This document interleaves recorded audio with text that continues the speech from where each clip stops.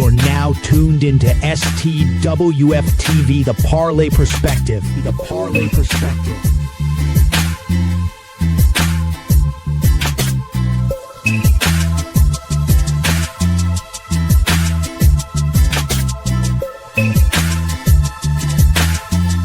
Five, four, three, two, one. What's up, everybody? It's your boy, Coach Lee. Happy hump day, as my brother Took always says to you. Welcome to the Parlay Perspective. It's doing a thing as always. How you doing, brother? I'm good, baby. It is Wednesday, man. We've just been banging show after show out this week. Shout out to everybody that's been showing love. Continue to show love, especially during this holiday season. What we gonna continue to blaze up tonight, man? So come through. How you doing today? Doing good, man. That y'all Tuesday night show, man, after the chop up, the Rivals show. Y'all doing y'all thing on there, man. A lot of basketball talk. It's a lot of basketball talk, but the crazy thing is with the show is, I don't feel as if it's been a rivalry yet, but it's coming up next month, Lakers versus Celtics. So I'm about to start getting the Will's ass. So I won't be ready.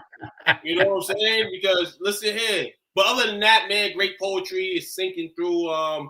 We're doing what we love to do, and listen here, we can both throw each other over the ropes and get back in because it's only us. But anybody that ever wants to tune in and be a guest on the show, feel free to. Like I said, it's basketball jointed. We're going to put a lot more basketball into it, college basketball, women's college basketball. We'll do all types of basketball, high school basketball. We're going week by week. We're going to build the show to be an empire along with all these other things we run. So. You see Bobby's comment?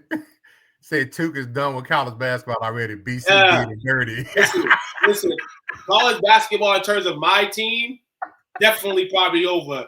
19-point favorite last night to Central Connecticut. I believe they're like a D2. I believe it became a D1 school. And they beat us by 1 point. I'm so disappointed. I can't bet on my in-state team anyway. It's terrible. The same way it went with BC football. First win of the season, like they did. They got the first win of the season and didn't lose 2 straight. Oh, man. Bobby knows. You can't make this up, man. The only team I root for in Boston doesn't want to win. I think they're trying to tell me to root for these other teams, but I'm not going. See, Bobby, that happened yesterday. Why you bringing up old stuff? BC has been letting us down since we were children. You know what the crazy thing? Shout out to Tyler. Tyler was in my in the post. He was commenting, and he said he took BC on his parlay, and it was minus 3,500. He thought it was easy, as everybody would. And they're the ones that caused him to lose the parlay. Wow. How we doing, Bill? How you doing, brother? I'm cooling, man. Chilling. Y'all can hear me, right? Yeah, what you chomping on? Some raviolis. All right. Gotta get some grub in there, man. So, man, let's get right into it tonight, man. We got some different spin to it, more giving up actual perspective on some sports topics that are pretty hot right now.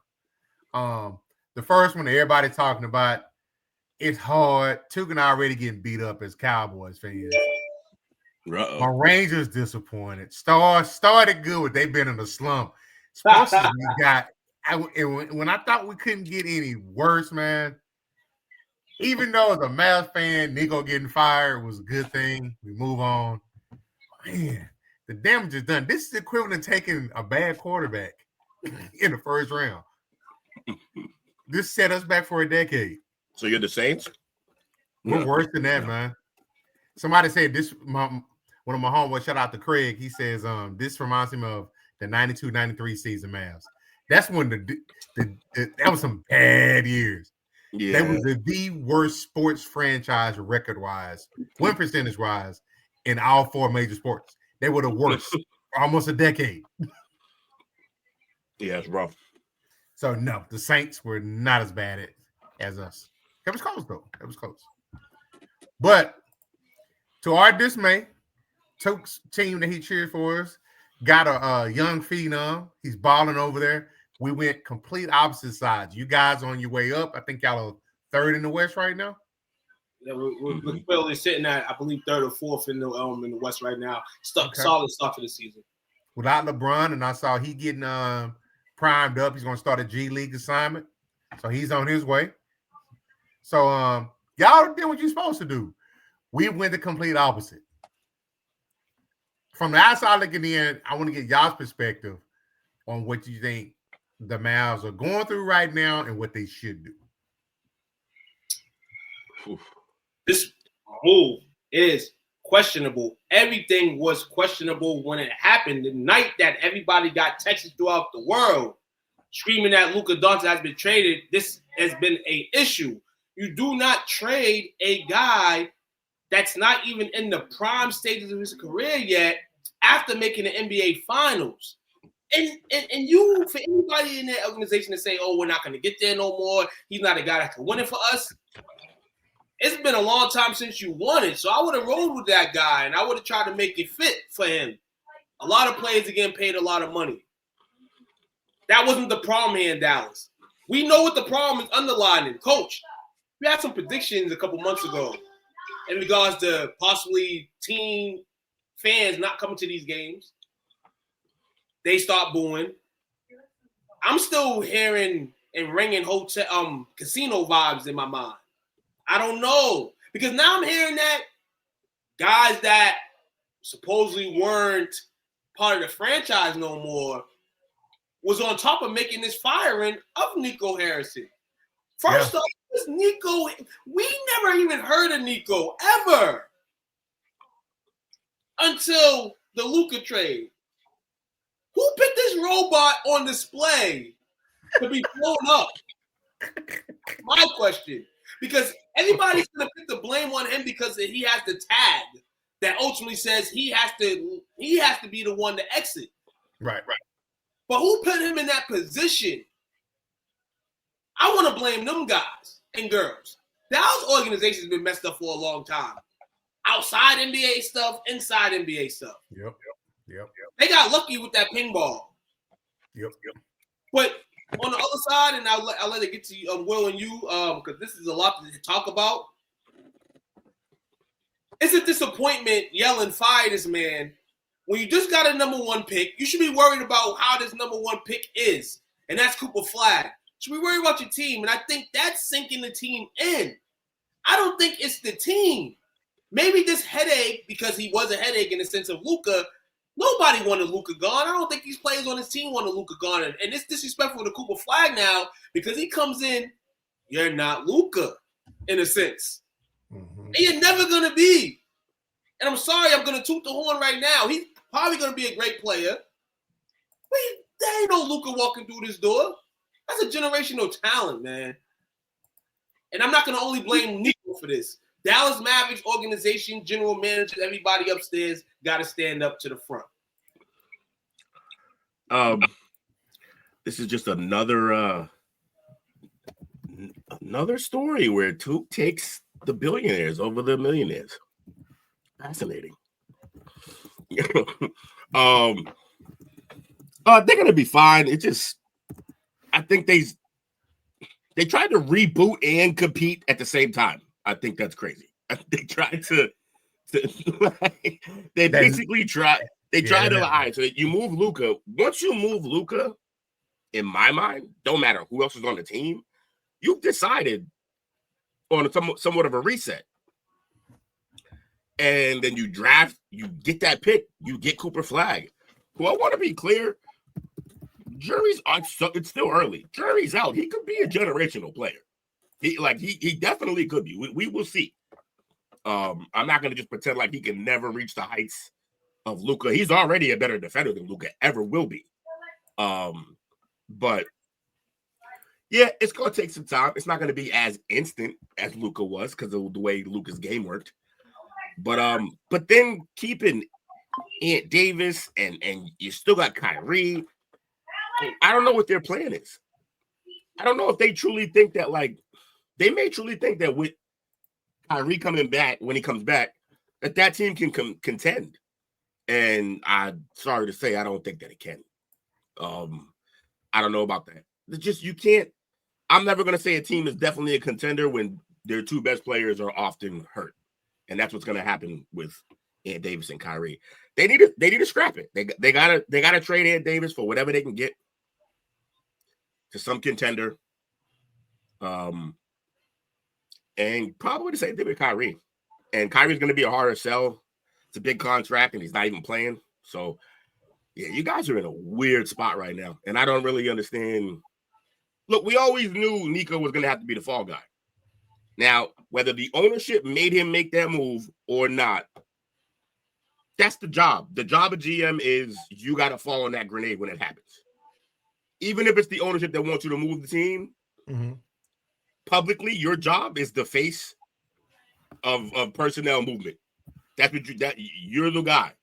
So yeah, you trade Luka, and you're not gonna be a big fan favorite within that city anymore. That's exactly what happened. The city don't want him there no more. So cool. Maybe he was the fall guy. I guess we'll never know. Look, if the casino pops up or the Mavs move, I think we'll have the answer then. Right. But for now, we'll never really know if ownership really wanted that move done. And here's the thing. Do we think he traded Luka against ownership's wishes? I doubt it. They had to sign off on it still. Right. So with that said, yeah, I mean, they're just as culpable as he is. The reason why everyone's screaming for Nico's job is because you can't scream for the owner's job.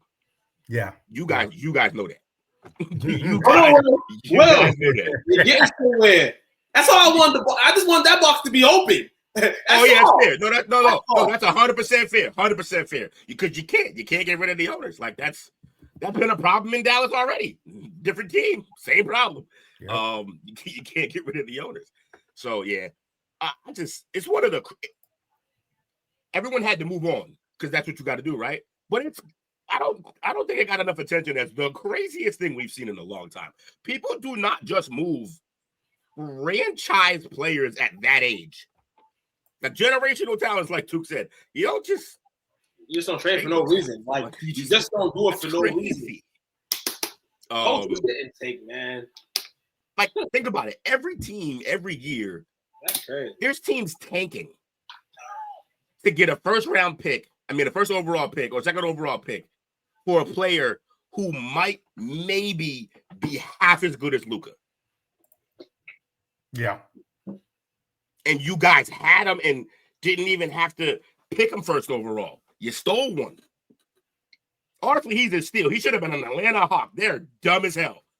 But yeah, you guys had. I'll never understand the move. Again, if they pick up and move that team, then I'll understand the move because that's exactly what they were aiming for. Or if the casino shows up, then I'll understand the move. But until one of those two things happen, I will never understand why they did this. It is crazy.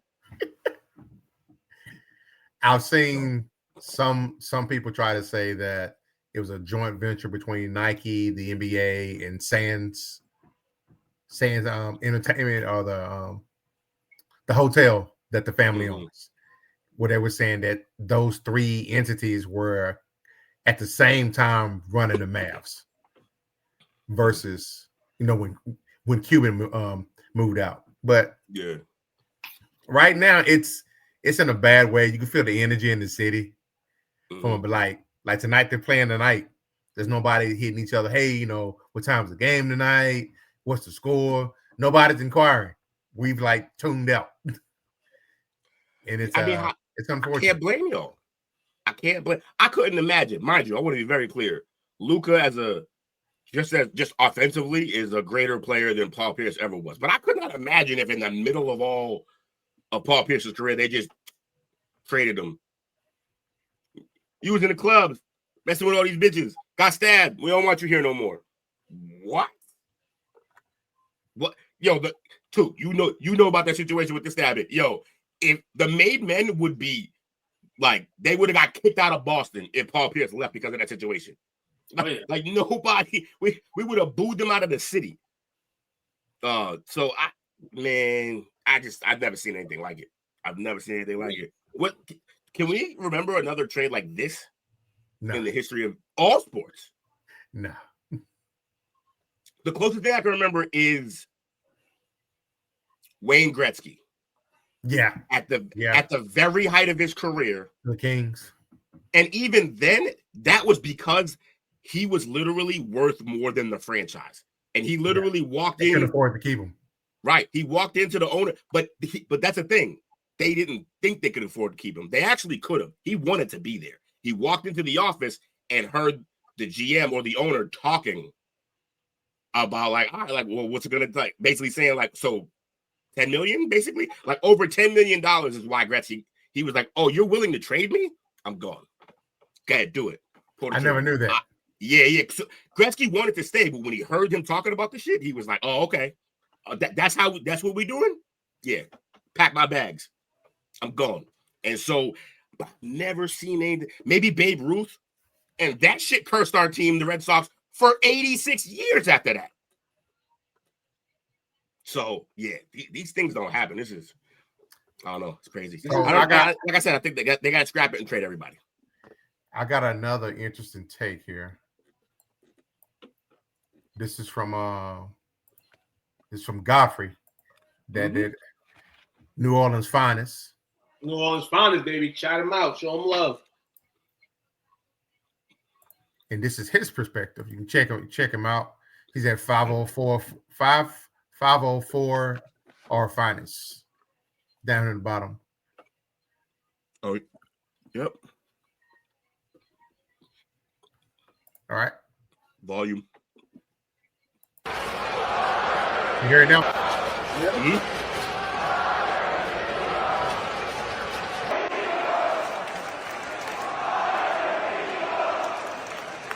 You know, contrary to popular belief, you hear me? All this falls on Nico Harris, you hear me? And for the social media commenters who believe Nico Harris was the fall guy, clearly it has short-term and long-term memory loss, you hear me? As long as we take into consideration, Nico Harris and Luka Doncic have been beefing for about 3 years, all because Nico Harris wanted Luka to tone his weight down. Even though in the 2024 season, Luka Doncic put up 33, 9, and 9, won the scoring title, and helped the Mavericks get to the NBA Finals for the first time since like 2011. Here's a fun fact about Luka Doncic. Did you know last year he was supposed to be eligible for a $345 million Supermax extension that Nico Harrison convinced the front office to turn down? And isn't Nico Harris the same guy who was a rep for Nike who turned down Steph Curry before Steph Curry became the face of Under Armour? It isn't the fact that you traded Luka Doncic, it's who you traded him for. You traded a face of the franchise, generational talented player in Luka Doncic for an injury-plagued basketball player who won an NBA title as a secondary scoring option. You literally had a roster that was built for the future, but instead, you revamped that roster with aging players built to win now. Then you drafted a Caucasian player who still needs development to do the same thing your past franchise player was doing. And if I'm Jason Kidd, I get my money and I resign, go find me a better job. Because this, within the next 2 years, ain't going to be it. Moral of the story, Nico Harrison wasn't the fall guy. He was the problem. Food for thought. So what y'all think about that? Yeah, yes. Agree with his points. But what I'm saying is the guy was in the mirror the whole time gave it up to this guy. Because all I heard in Dallas Maverick, coach, you live out there, so maybe you heard more of Nico than me. You definitely have. Was Mark Cuban. And we know he sold some shares. So how does it go from him to him? Somebody had to pick this man up. Because to me, the Steph Curry thing is like, what the hell? So going into a meeting to be the GM of the Dallas Mavericks, you looking at that should have been a red flag in a sense. Yep. And that's where he did it to somebody else too, didn't he? Yeah. And this is why I said, though he's the guy because he's the guy up top, people stirred this to be, and it's wild because somebody didn't want to be that guy. And yes, you put somebody in the spot. Luka's what, a 6-year pro? Yes. So you basically gave this dude, Mark Cuban, the illest GM in the game, to go give him the meanest teacher you ever had in your life. You didn't want Luka to succeed in Dallas. He didn't want to. So this is why I say in stance, like everybody got to stand up to this. Yes, Nico is the ultimate guy. You're fired. Absolutely should have been fired. We all thought that as soon as it happened. But I always thought there was more questions to be answered. And I love Godfrey's point of view on it, man, because all the things that they did, and that's why I mentioned Cooper Flag too, man. Cooper Flag is in a fire that he didn't even want to be in. But he has to because, one, he's a professional. And that's what I'm saying. At the end of the day, they got to get over now he's fired now. So hopefully they can cheer their team, though their team is probably going to be trash, and help these guys as well as these guys themselves develop as a team. It sucks. Yeah. Yeah, they just have to be willing to trade him. I get what Godfrey's saying, but like we had already talked about, you could blame Nico all you want. And yeah, sure. He's made some questionable moves in his career. But like we said, they had to sign off upstairs. There's no way they just let him have free reign over what happens with a franchise player, a top 5 player in the league. There's no way they just let him do whatever he wanted with that. Like, it's like he's not Jordan, but imagine trading Jordan like 5 years in. Like, he's overhyped. He's too fat. Like, what? That would not fly. And it's crazy because Dallas started doing I try to follow teams as much as I can, not only on the basketball court, but this organizational stuff. I think everything connects. It's like a family tree in a sense. You know what I'm saying? They say the apple don't fall too far from the tree. Dallas, we know Dallas is a team that really couldn't go get players. They get the middle of the pack players, and they're still competitive. They still compete. I feel like they were on to that, and then this trade happened with Luka. And they started, for instance, they gave Kyrie the re-up money during the summer. That's not something Dallas usually does. Yeah. AD, before the injury, possibly a trade piece, but they talking about possibly signing him. They don't do that. So, yeah, this is all for me, man. Like, we need to have a meeting with the Dallas executives. Can we set that up? Dallas executives, y'all watch. All at us. Yeah, I just they gotta clear the decks. They gotta trade. You gotta trade Ant Davis. Like, because what's gonna end up happening is you're gonna have next year. Clay. Huh? He and Clay. Yeah. Clay is a nightmare right now. He just his game didn't age the way a shooter's game should. They got to trade Ant, Clay, and eventually Kyrie. You got to start over. There's no reason not to. You got the guy to build around. You got 2 guys because I like Lively. So you got him and Lively. And I like PJ as a 4th. Yeah. You still need that third piece. He's also long run probably going to be a casualty of the whole situation. Because his contract in a couple of years is going to be cheaper compared to how much he signed for. So they just re-upped him this a couple of months ago too. Yeah, so he'll play out at least a year here or something like that. But he or not even if you just signed him, sometimes those contracts are trade bait contracts that you sign, like a good contract that you can move, and teams want it. Man, I just don't know. I don't know what the plan is for them other than what I'm talking about. They should do. We just watching basketball. There's no roadmap. Yeah, just out there, just doing stuff, just getting your cardio in. I don't even. There's no plan. Yeah, and somehow through all this movement, Powell's still going to be there. Yeah, because he's a cockroach. You can't kill those things. It's good feedback. What's up, Mr. Jake? How you doing, brother? I'm sneezing my ass off, but I'm doing all right. All right. Hey, and you know what? I do think Najee's a good bench guy. Najee's a good bench guy. Hopefully you guys can keep him off the bench too. Najee stepped up the last couple of games when they needed him. They lost. They took the L's, but they split. But the funny thing is about the rest of that team is the better anyone plays, the more likely they are to get traded soon. So it's like, yeah. Everybody showcase for the next team. They're trying to rebound the draft picks. It's just tryouts. Okay. Yeah. All right. Next up, where is John Morant going to end up at Knicks?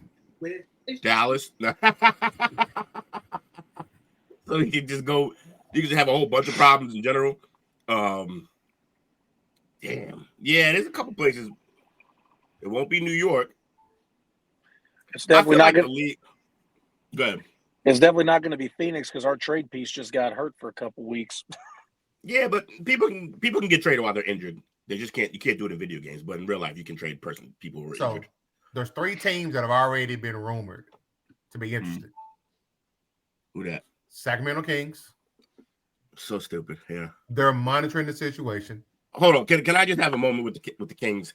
If they do this trade, also fire that GM because you had De'Aaron Fox and Halliburton on this team already.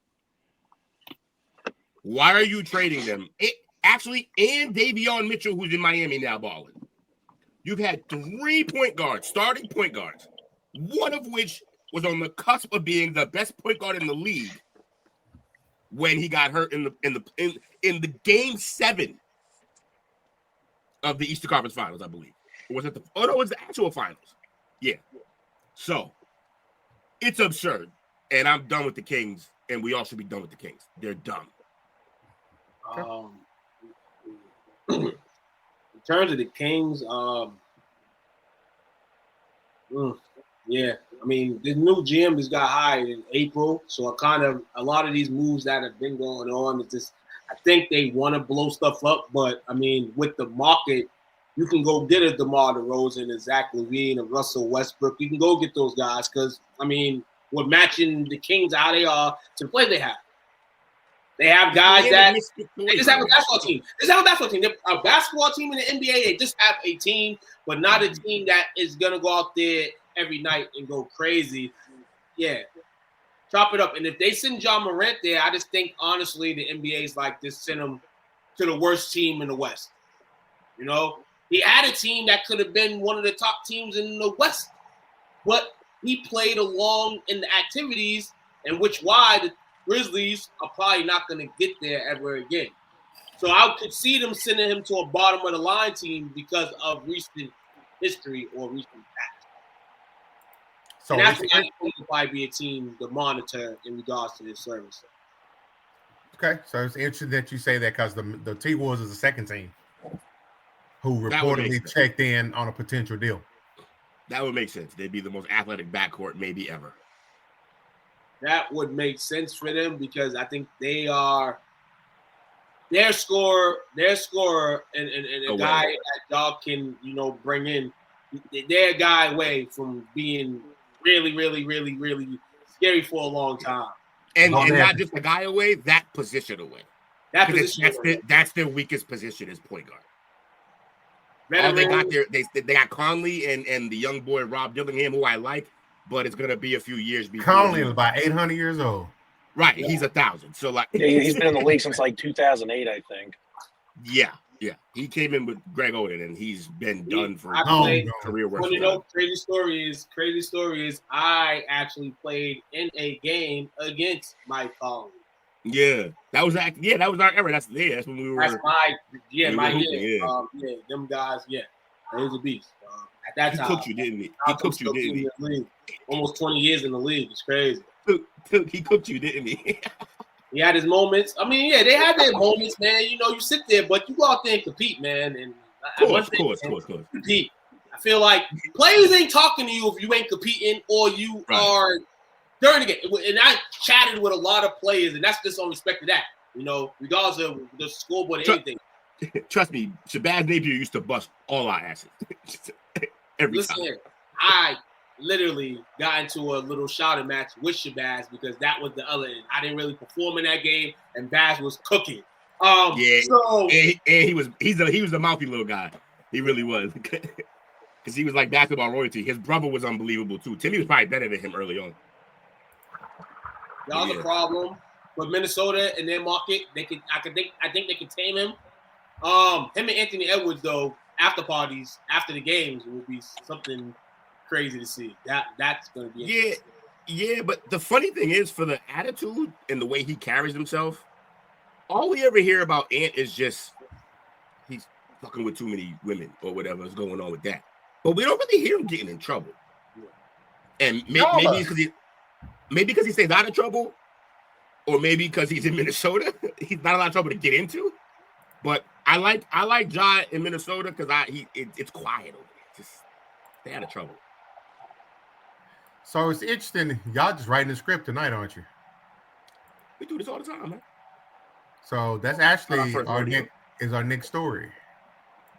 Wait, what was the third team though? Third team is Houston. Oh, so no. Here's the thing: that team is so young, he'll have a bad impression on some of them players. And do you want Houston? Do you want Ja in Houston? Exactly. No. Absolutely not. He and the coach be knocking them down. Oh yeah, yeah. Him and Amon as the 1-2 though, that would be crazy. But they can't shoot. That team would be struggling shooting. So this is what Ant did recently. So this was a fan that was in the nosebleed sections of one of his games. Yeah. And he said he looked up there and he thought about when he was in Atlanta, whenever KD would come, he would sit in the nosebleed himself, how he wished he had an opportunity to get a jersey from him. But he said, he never could because in the cheap seats. So this is why he did this for this kid. He saw him and wanted to reward that kid. I think that's pretty cool. This is one of the reasons I love this kid. I love Ant Edwards, man. He gets it. Now, there's other things you don't get. He can be a knucklehead sometimes. but he gets it. He gets it with like what this privilege is. He understands that yes, he worked hard and he's great at this game, but like it's a game, and he understands. Yeah, I rock with Ant, man. Way to work, Ant, man. Guy. I mean, there was a little hiccup, but I mean, he's a human, and humans, as long as they're willing to get over that hiccup, you know what I'm saying? You can change. Anybody can change. He was never a bad guy. This guy just has a personality that is about. He's front face. Seen him talking to Obama when Obama kind of didn't know who he was, and he's telling Obama, like, you better get right. And that's smart for him to do it because Obama's a guy that thinks he knows basketball. If you think you know basketball, you should know that this guy's a bad mofo. And you have to check him on that. But Ant Edwards, man, lights up the room. Giving this kid a jersey, he's fire. I was saying that the other day, man. I was at Monday Night Raw, and I'll give a little review later on in the show, but there was so many young kids there, and I can only remember myself not being able to go to a wrestling event because I didn't have money for it. I didn't have money for belts or anything like that. I went the other day with my belt, and I'd seen every little kid I seen, I asked their parents, hey, can they take a picture with this belt? I don't want to be in a picture with them. Just let them take a picture with the belt. So even if they don't have one or never get one, they have a picture with them right there. You know what I'm saying? And it gives them dreams that they want to be wrestling, to be champions. Or, you know what I'm saying, in this case, this guy, you know, gives him aspiration, gives him something to wake up for if he isn't waking up to anything. You don't know that. Dude, it's funny you brought up wrestling because Ant doing what he just did with that young man reminds me of a story. I went, y'all know I loved wrestling when I was younger, and so I went to a Monday Night Raw once, and this is during the era of like the two of the biggest tag team at the time was the Road Warriors, Hawk and Animal, and then the biggest singular star at the time was probably Bret Hart. Okay, so if y'all know anything about wrestling, y'all know Bret Hart comes out. First thing he does on his entrance, takes the glasses off, them dope ass glasses, and gives them to a kid in the front row. And then if you know the Road Warriors, Hawk and Animal, the thing they do at the end, if they win the matches, go to the stands, they grab a kid from the front row, put him on the shoulders, and they walk around the ring. They would do this all the time. I know this story. And so for him to do that, I was one time at Raw, started crying when Bret Hart came out and I didn't get the glasses. I was literally as far back as you could be. I wasn't getting those glasses.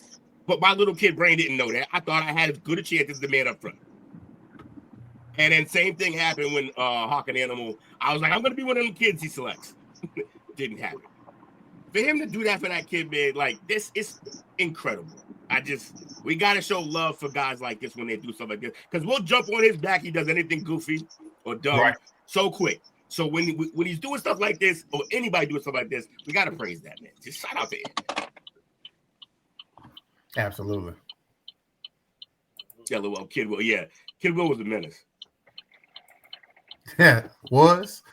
Yeah. Oh, I'm tame now. Much better. All right, Will. Your favorite baseball team? Y'all have a free agent.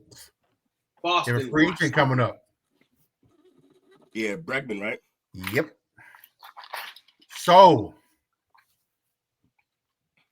he missed some time last year with the quad injury, but he played 114 games, hit 273, 18 homers, 62 ribbies.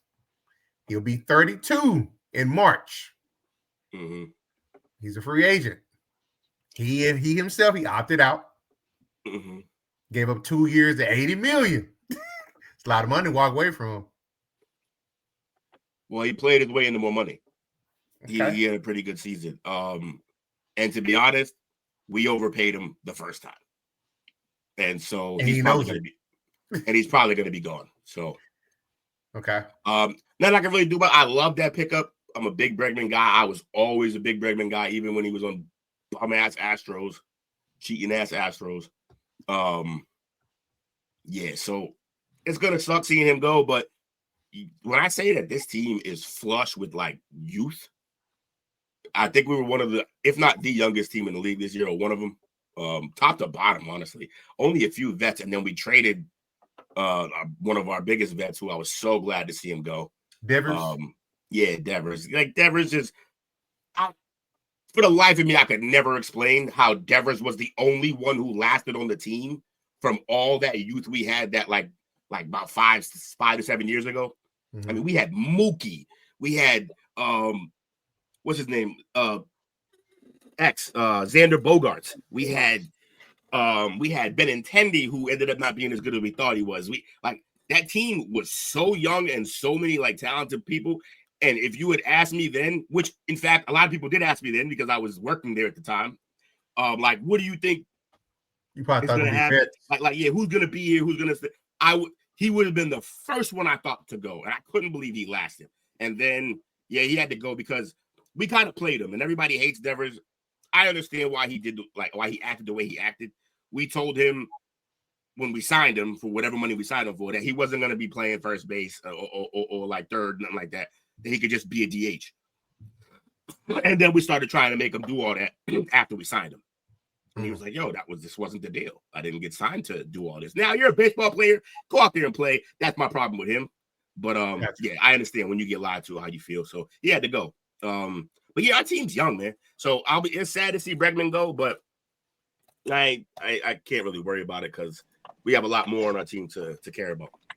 Now, in addition to him re-signing to Boston, which is still a possibility with the trade that we mentioned with Devers.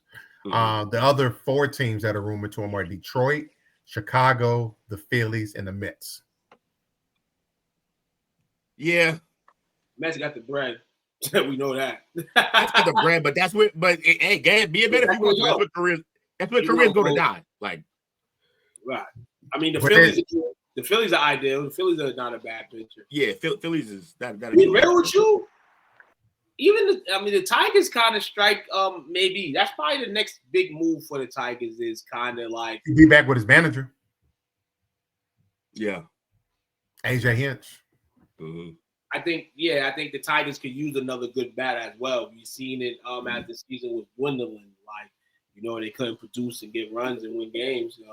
They gotta. He said send him home to Houston. Yeah, I don't know. I think it might have ended poorly when he left Houston. I'm not sure though. But that's it. You know what? You know what's funny? Baseball is like that because that's another team that did the exact same thing that I'm talking about with my Red Sox. Except in their case, the guy that they ended up keeping out of all their talent kind of made sense. Altuve's been that dude his whole career, so it made sense to keep him. But like think about it. They had him, Bregman, Carlos Correa. Like that team was stacked, and none of them are there anymore. So that's crazy. Crazy how that works. Yep. All I know is that I'd be a cool trade-off for the Red Sox, though, if they got Pete Alonso. Yeah, we'll give up Bregman. We'll take Pete. Oh, yeah. You just will not stop talking about Pete Alonso to Boston. I'm trying to talk it into reality. Yeah, you're really trying to make it happen. He's speaking it into existence. That's funny. All right, so we got another beef, and we like beefs that go on from time to time. We like beef. This beef is a shout out to Jake. Micah and Jake's favorite on their personality are getting into it right now. Colin Cowherd. And so this goof troop.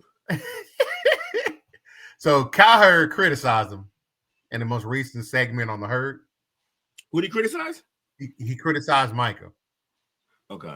He analyzed the Packers' recent loss, and he threw it out there that he thinks that that while Micah is athletic splash player is what he called him, not good against the run. We all know that. Mm-hmm.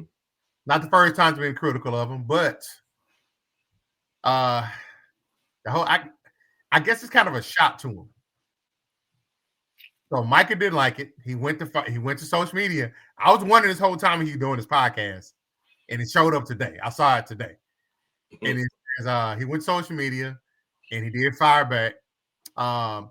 He pointed out that the Packers, they have been strong against the run. I think they're sixth as far as yards allowed, and then in the recent, but this is the part that gets a little tricky. That the recent losses were due to offensive struggles, not his defensive performance. This is the shit he was doing when he was here. Look at him putting on his best Aaron Rodgers impression. Yeah. You don't call out the other side in public like that if you're a real team player. Yeah, he got to figure that out. He's going to figure out the hard way, though, when nobody rock with him. And then his brother got into it with Cowherd, his brother Terrence. Everybody knows him here very well. By the way, how did we miss that?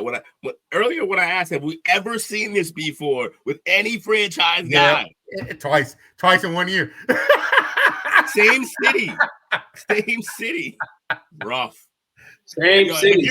You're a Dallas fan right now in general, man. I don't know how you like. I think in football, to that 53-man roster advantage compared to the NBA's 12 to 15, it's a little different. I think Dallas will see the light. It will take a little much more longer for Dallas to probably see that light. But this is the thing about Michael Parsons, man. I'm gonna now look up tonight what Colin Cowherd was saying and his feedback, but we haven't. I'm looking here. Looking here on YouTube right now. Looking here on YouTube. The last time a Michael Parsons, the Edge, was on, last updated February 10th, 2025.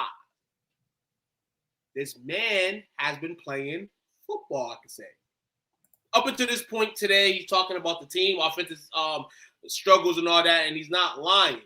You know what I'm saying? He's defending himself, and this is where I say, Micah, sometimes you just, shh. You're too excited. He's excited. He's an excited guy, excited player. He gets too excited sometimes. That certain things like, I want to play with Jordan Love in Green Bay pops out on a podcast. Shout out to him not doing that podcast. Don't go back to it. Green Bay Packers should have it in his contract that he doesn't have a podcast. Something that Dallas let him do.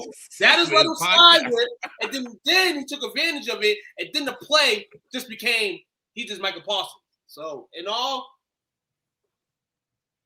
Colin Cowherd too, he's not an animal. He's not the illest man in this situation. He, all summer after this trade happened, this and that, Dallas, and that. Colin, this is why I don't like him no more. Because you got to stand your ground, homie. You can't just say when Colin was right, when Colin was wrong. Yeah, we know you was wrong, bro. But you over here, now you're trying to flip the curve on Parsons, a guy that you was rooting for. Green Bay doesn't win now. Now you want to put the blame on Parsons? Parsons correct. Don't put the blame on him. He's coming out there still rushing the QB. You see how many rushes he had QB rushing yard the other day against Jalen Hurts. Like, he performing. I saw him get pancake. That's what I saw. He got pancake too, yeah. But that's what happens sometimes when you're going crazy or erratic on the field like you're going. You meant to get pancaked off. You might get hit, you know. It happens. But this is the media. Coward's going to go at anything is still being on all these years, and he still gets clicks. That is the illest thing in the world to call his defense. But Micah, man, continue to just play football, bro. That's my advice to you. I don't like you no more, Micah Parsons, but just continue to play football. When you get into this trend with the media, it slows your game down a bit. I don't want to slow your game down. Green Bay doesn't want to either. You know what I'm saying? So that's my take on it. I'll just say, if you arguing with a cow herd, you gotta refocus. Yeah, see, look, Colin's just doing his job. Maybe he should start doing his. Ooh. Colin survived Fox. So, I mean, I can't be mad at him. I know that's Jake's guy. I couldn't pass by that story. Why do you think I was sticking up for him? That's why I threw out that diss. Coward's a bum. Yeah, we got it. Don't explain all your jokes. I'm part of the herd. I'm the main guy in the herd. No, Dale. See, Dale? This is what happens when you're not a good franchise. So none of this matters to you. What person you know has a podcast that's currently playing that, hey, listen, Micah Parsons had to stop the podcast. You see what I just said? Last update in February 10th, 2025. He had to get his mind right together. Not get his mind right. No podcasting. Ain't nobody saying nothing to Kelsey doing a podcast while he's a football player. Who? Travis? Because he's good. Travis doing a Micah podcast? definitely better right now, by the way. He does a podcast weekly? Yeah, pretty sure, yeah. Okay. Every week with his brother. No, you gave me some information because I didn't even know he did a podcast every week like that. I'll be on his ass too. I'm on Travis Kelce's ass now. I'm doing podcasting. Leave it to the people that ain't playing sports to do podcasting. You try to take our damn jobs and you're getting paid $1 million to do another. Stop doing that. Is that what it is? Yeah, I figured it out. Took just don't want no more competition in the podcast world. He's like, there's enough. Oh. This is why we can't elevate as people. Because people want to start taking our jobs. Don't do that. No. But reality for real, man, I just think if I was a sports head, if I was a guy that played sports, professional sports, my mind's on sports. I can't be on, if I'm a special guest on the cast, once in a while, okay, cool. But doing a show where I'm the host, no. Here's why I don't have a big deal with podcast, like athletes being a podcaster. Because look, whether they're doing a podcast or not, people are going to be out there talking about them, having this to say about them, that to say about them. And we never get to actually hear stuff from the athlete's perspective, and we don't get to know them. So all we know is what the media tells us. And this is a way for them to control their own narrative a little better. But I do understand when it comes down to, like, if you're not balling or you're not really locking in, then yeah, we got to worry about focus because you're locking in on the podcast every week. So lock in on this damn field. Like video games are different. And sorry to say, Jerry shouldn't be talking as much either. But I would rather have somebody up top talking than the football players that are actually out there playing. Yeah, and at first when you said video games are different, I was gonna be like, well, not what you do with your time is what you do with your time. But you're right too, in the sense that when you're playing video games, like even if you're streaming, a lot of those guys stream like anonymously, like they're not. Except for AJ Brown. AJ's a little different. A lot of them do show their face too, obviously. But yeah, it's a little different. Plus, like, it's just my opinion and my preference. thoughts. It's your preference. Yes, it's my preference. I just think you're too high. You have a family to feed and do all that, and I got to be focused on the prize, man. That's just me. Yeah, I get from Dale's perspective too, though. He's just like, let him make his money, and that's fair. But he's gonna make his money regardless if I talk or not. He's gonna make that money. He's making that money. But Dale, well, he was saying about like with the podcast. Yeah, with the podcast, Dale, you'll get my picture. Hopefully, we're on top in years to come. But listen here, Dale. This is something that you need to pay attention to. You don't pay attention to me that much, Dale. So take this, what I said tonight about this, take it into consideration. To be fair, I don't either. Well, Okay. All right. Before we get to our picks, I got a couple of names we're going to run by you for the vacancy, the new vacancy in New York for the football Giants. Okay. Right now, Mike Kafka is the interim coach. But the names, I'm just going to run the names, and if one rings out to you, stop me. Well, wait till the end, and then we go. Yeah. So, Bill Belichick, we talked about him here. Mike Tomlin, Mike McCarthy, Lane Kiffin, Cliff Kingsbury, Brian Flores, Steve Spagnola, Joe Brady, Clint Kubiak, Jesse Minter, and Jeff Hafley. Any of those names jump out to you? Well, You already the know first which name one jump I out am. is Spags. First name that jump out to me is Spags because He was a DC when they won the Super Bowl there, right? I believe so. Yeah, and so he's had a history with them, and he's proven that he deserves another shot at being a head coach. That Chiefs defense ended up being the better half of their team this year. And then I mean, obviously Belichick rings a bell. I do wonder though, can he command a room again after what we've seen with his girlfriend and what's happening with North Carolina? I think it's a tougher sell. Does he have the That fight facade- left in him? Well, that facade has been cracked a little bit. We've It's seen stoic, no Yeah. nonsense. Yeah, and now it's all nonsense with the girl, and your team is garbage. And so, Yeah. I don't know. But other than that, though, we already talked about Kingsbury. Absolutely not. I agree with that. And then also, who was the other one? Absolutely, Kubiak. No, I like Kubiak's okay, but it's not the. I don't think it's a job for him right now. And yeah, after that, I don't really like any of the other names like that. the fair answer is Mike McCarthy. Kiffin ain't Let me coming. tell you why. Everybody on this list, yeah, they've done some things, as the secondary guy, PC and OC. Though Mike McCarthy's centers kind of in the same, I would rather start with that than deal with the other coaches that were named. Because you're gonna get, you want to have fans in the seats. So you want 7, 8, 9, possibly 10 wins. I don't know. Maybe soon the Giants can get to that point. Do they have the pieces to get to that point? I think if they're healthy, maybe so. They were cheated this season in terms of injuries and all that, so we really never know. Mike McCarthy would be my guy on the list just from what I've seen from him in the last 5 years. Not to say that he's the best coach there.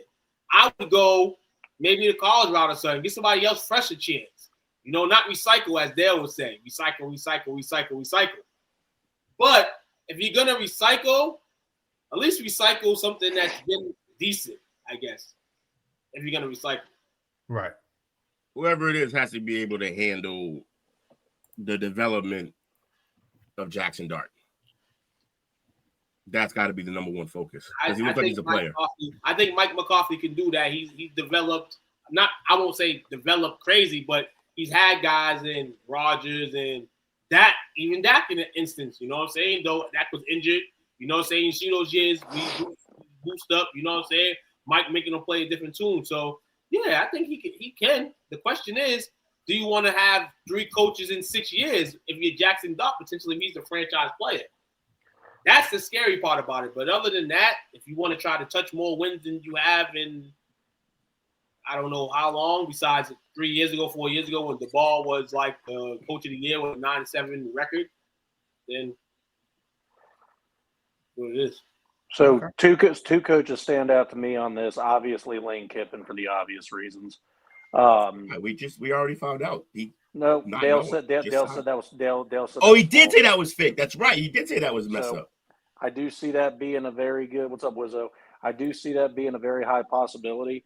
And honestly, I think right now their interim head coach is in an on-job interview, and not just because of the obvious reason that he's the interim head coach, Mike Kafka has been looked at for head coaching jobs already, and he was Patrick Mahomes' passing game coordinator and quarterbacks coach in the Super Bowl run a couple years ago.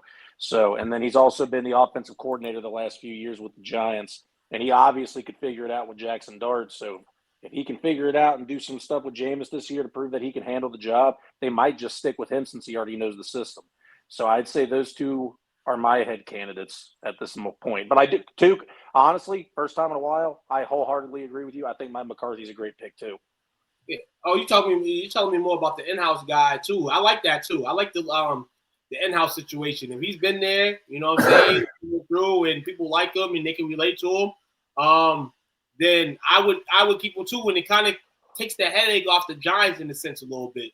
You know, if they go in-house, you know, they can kind of make an excuse for the next couple years of why they are shaping to what they could be. I have an irrational dislike for Mike McCarthy. I don't know why. I don't like that coach. It's because it's associated with Rodgers. That might be it. Honestly, subconsciously, that might be what it is. I actually don't know why I don't like him, but I can't stand Aaron Rodgers. So, like, that might be it. You're right. Well, Coach, I know you're the one asking the questions, but do you have an outright pick? Maybe after hearing us. You know, originally when I was going into it, I was thinking I liked Will's thought process on Spags. But then I think you convinced me on Kafka. Yeah, he kind of got me too. In-house, I never have a problem with in-house if the guy, especially considering the things you said about him being with Mahomes and he's already been the OC. So like, yeah. And I just probably the best pick. He's already been looked at for other head coaching jobs too, just never has really gotten that chance yet. He is only 38 years old. That's the other good thing about him. Young. Yeah, but to have that in his record book that he won a Super Bowl with Patrick Mahomes and was the passing game coordinator and the quarterback's coach in the Patrick Mahomes development at that time, that's a pretty good feather in the cap. Got the West Coast offense roots. So, man, we got our special guest this week. I'll get his perspective on it. He's a longtime Bears fan, my Circuit City brother. Tony, can you hear us okay? You on mute. That would help if I took my mic, unmuted my mic. What's up, guys? How you doing tonight, brother? Man, I'm doing good. I'm listening to the conversation, and it's some good names being thrown across, but I'm thinking, you know, because if the Bears got the hot guy last year, who's the hot guy this year when it comes to offensive coordinator? And I would probably say the offensive coordinator, where's he at? The Colts. Jim Bob. Yeah. Because if he can turn around Daniel Jones, he could do something. Like, I mean, that was he came in there and Daniel Jones, like, I mean, that was, he's probably gonna get comeback player of the year, playing like he's playing this year. And I'm like, I didn't see that coming. Nobody saw that coming. So nobody, you right. You right, man. Definitely. That's a good one. That's a good one. And they lead the league in points against. I think it's points against right now. They got the highest. They scored the most points on offense in the league. So they doing something right. Okay. I'm sure there's Jonathan. I'm sure most of that is Jonathan Taylor and a great offensive line. You got to have the right pieces, and that all plays in effect. But I mean, just when you get a fresh mind in there who can look at it and say, okay, regardless of what happened in the past and who they thought you were in the past, let's do something with it. Hey, you can cook with other people's groceries. You good. Okay, so he come from what coaching tree is he with? He was with the Chiefs at one point. Was he? Chiefs, the Lions, yeah, the Eagles. Yeah, he was most recently with Jacksonville before going to the Colts. Oh wow! So he moved in conference. He moved in conference. He was with the Jaguars with a promise in Trevor Lawrence. Yeah. maybe to go fix the Band-Aid to kind of not resurrect his career, but kind of get his career. Now on your resume, you resurrected Daniel Jones. So now you can go to New York and say, hey, maybe I can do the same to Jackson Dart and uplift him to even higher standards. I like that. I like it all. There's somebody new in house. You know what I'm saying? Like similar to like recycled QBs and stuff like that. Yeah. I don't like QBs. Go get somebody who can whisper that into those QBs and get that offensive resurrected. So, I mean, guys, I'm sorry. I'm so immature. I didn't even know who the coordinator was, and I looked him up and found out what his name was. I've been laughing my ass off. Who is it? Jim Bob Cooter. Oh, yeah, Cooter. Yeah, I figured it. That name is countries can be. I'm sorry. Yeah. I apologize for my immature. It's one of the best names in sports. I'm not even 30 yet. I can be immature. Leave me alone. Before we get to the NFL picks, we do have a Bears fan here. So speak a little bit about the Bears for a moment. I know you're ecstatic. I know you're excited of what has happened so far this season. Any takes that you want to give right now since you on live television? You know, we gotta see Chicago Bears. And I'm gonna let you know, if there's one person on this show that believed in the Bears at some point, maybe not a lot this season, but I've been saying the Bears are gonna make some noise one day. Hopefully this is the noise we've been waiting for. So give me an intake on your Bears. I've been reserved in my opinions. I'm a realistic Bears fan. That's what's up. I don't, you know, every year's not our year. We ain't having a year since '85. And I understand that. I get that. I mean, hey, we had enough basketball championships. We good. And then the Cubs won. We good.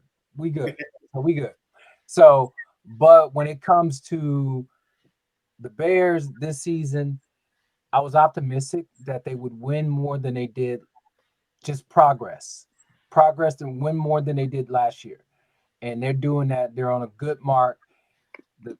The rest of the schedule, there's going to be some tough ones ahead against Green Bay. There's going to be some tough ones ahead against the Lions. They got another one against the Lions.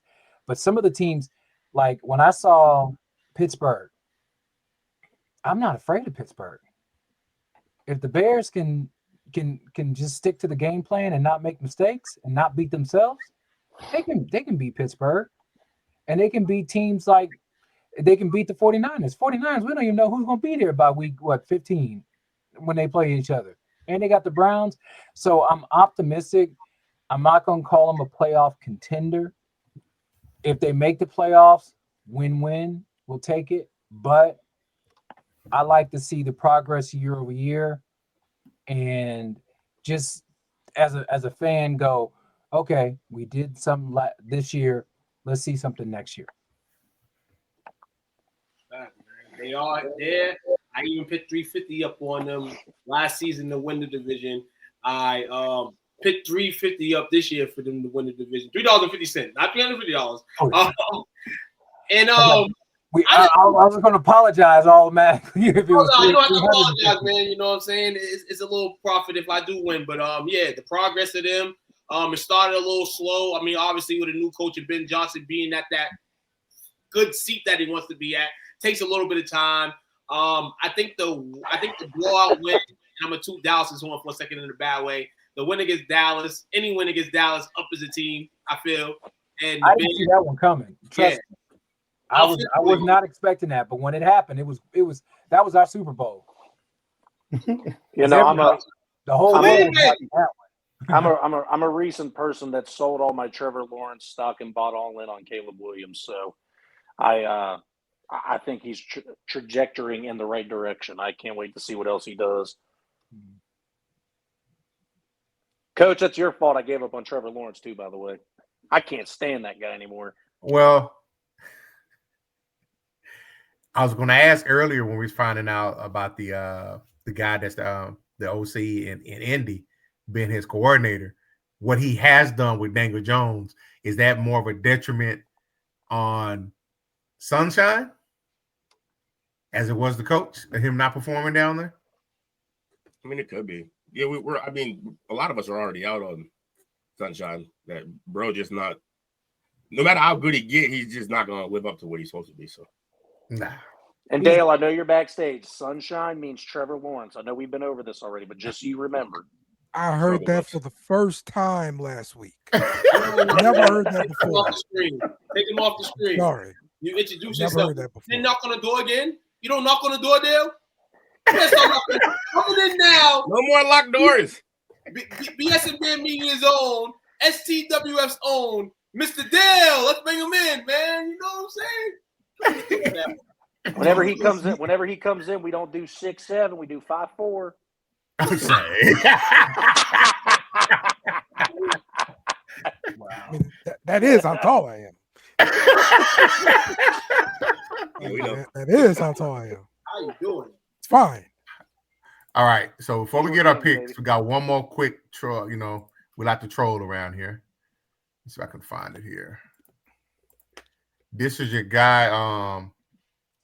Kind of goes into our picks. Who picked Miami to win last week? Right, Took. Some crazy person? Who? Not me. Oh no, our guest host, I believe he did last week.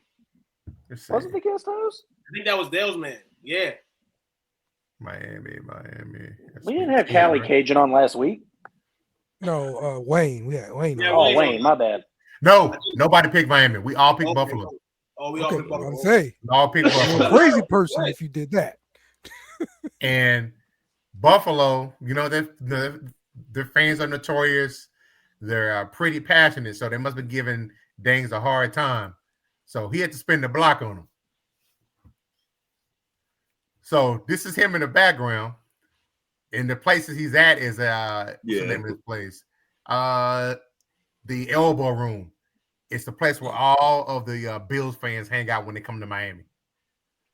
So he rode around there and he trolled them a little bit. So do you think he's gonna save his job? Hell no. Yes. This gives him a role into other things in life if he doesn't have a job no more. He's a young guy, has a sense of humor. Sense of humor sometimes may not be needed in the NFL. We can see that his sense of humor is not helping the Miami Dolphins right now, but it damn sure helped them last week beat the Buffalo Bills. So, at least he got a job for another week. It's very possible he's a college coach. Oh, that yeah, I can see that. I can see that. I can see that too. Yeah. Because like his whole scheme is like, let's just spread it out and like have a bunch of tiny fast guys run around the field and disguise what we're doing. And at the end of the day, you hit them in the mouth and they suck. Yeah. Okay. Yes, sir. Y'all ready for some picks? I'm ready. Pick 'em. Let's get it.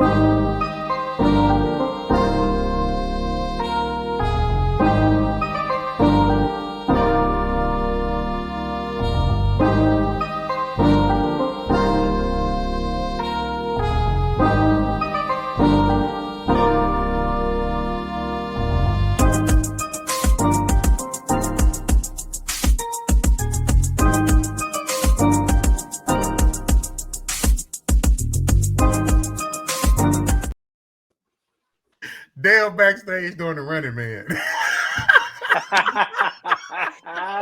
had the best record last week. He must have. Oh man. Oh no. Last week was terrible. Last week was rough. Around 7 wins last It was week. rough. So Dale kicked it off. He came in last at 7-7. Yeah, Dale. Oh, damn, I thought I did the worst. I'll take it.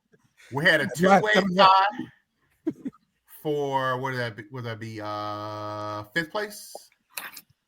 8-6 between our guests last week, who was the guest name last week? Was it Wayne? Wayne, okay. Bruce Wayne.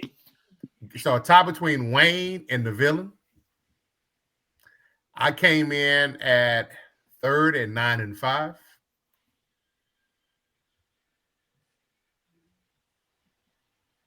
Chili Will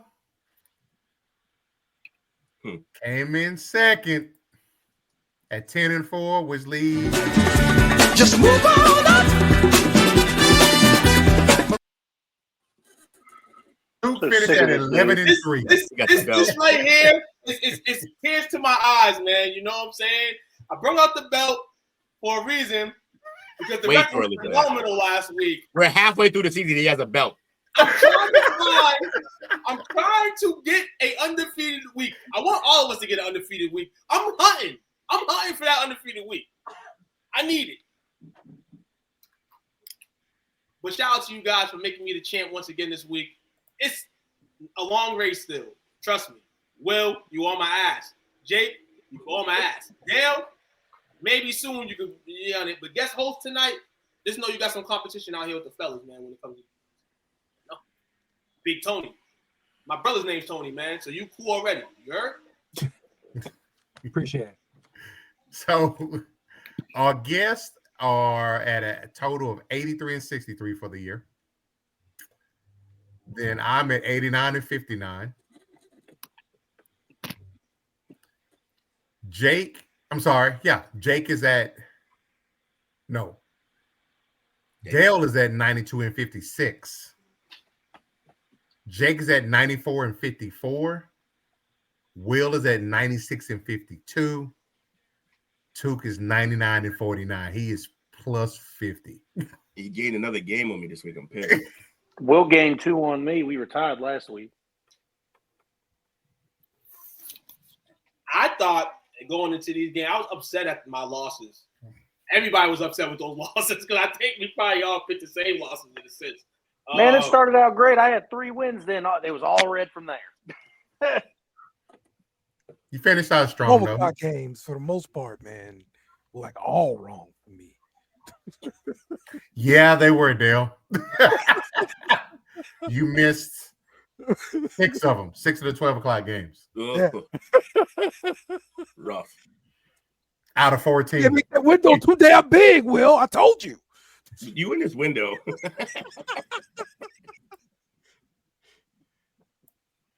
You and Jake missed the same amount of games in the middle. Those noon games. Good job, Dale. Clap for us. All right. So, Tony, when we do the picks, you're going to notice a trend. You'll catch on pretty quick what we do when we pick the games. You're gonna notice right away, actually. Right away. You're gonna notice right away, actually. First game, Thursday night game, as Will said. Everybody drink up! The New Jersey Jets at the New England Patriots. Who you got? Go, Pats, go. Go, Pats, go. Picking the Patriots, he says. Yeah, Patriots. Y'all. Debut of the rivalry uniforms, just so everybody knows. I seen somebody with it on the other day. It's ugly as hell. Best rivalry jersey of all the teams. I don't like it. Best. Maybe on you, Jake. You gotta give me a picture of it because I seen it and I was sober. So using my sober ride tells the truth. Is it good enough to buy, Jake? Hell yeah, it is. I got mine. I got mine direct delivered from China. Okay. He bought one already. So Will, your thoughts on it? I don't have one, but I like it. Yes, coach. And I don't usually like the extra jerseys. Okay. Like right. usually the new jerseys, like the I hated we turned the what was the color? What do they call it when they do the whole like color the crazy rush. like the color rush? Yeah. They made our color rush ones our normal jersey. I've hated it the entire time. I hate it. I have too, but I'm cool if they ever made these the primaries. They're badass. I wouldn't want it to be a primary because that's not really our colors. But I don't mind. I like it. Okay. Everybody taking New England? Okay. So everybody drink up.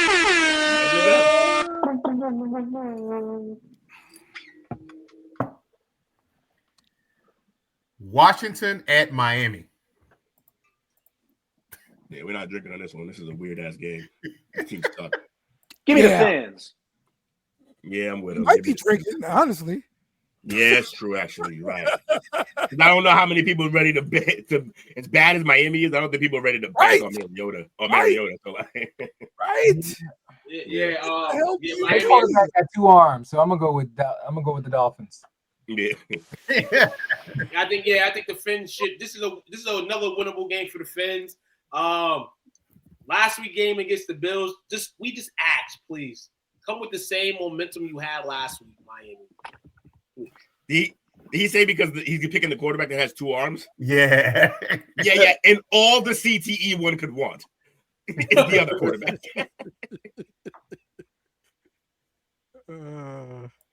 I'm taking Miami.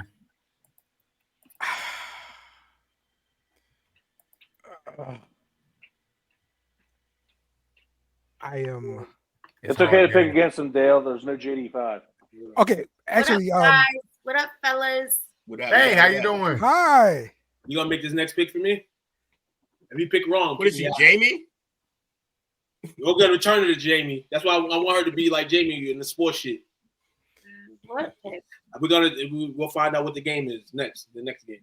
Yes. All right. So this game is going to be played on NFL Network. It's going to be 9:30 in the morning on Sunday in Madrid. The Dolphins are a 2.5 point favorite.